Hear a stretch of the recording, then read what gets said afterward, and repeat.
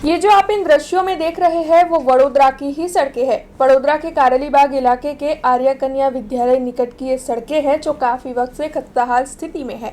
बारिश का मौसम चल रहा है और इन सड़कों पर जगह जगह पर गड्ढे पड़े हुए हैं, तब उसमें बारिश का पानी भी भर गया है। ऐसे में वहां पर लोगों को आवाजाही करने में काफी दिक्कतें होती है और खासकर वाहन चालक बेहद परेशान होते हैं।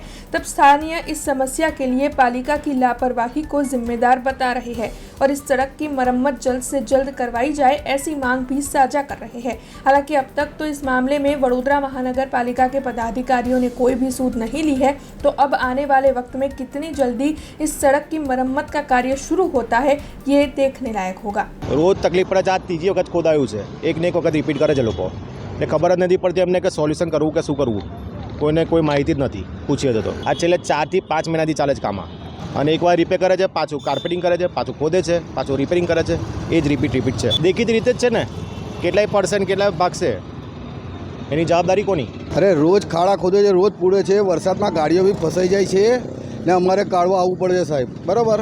અહીંયા બધી જો આ બધી જગ્યાએ ગાડીઓ પાર્ક કરવાની, આ બાજુ જે તે બધું જ છે।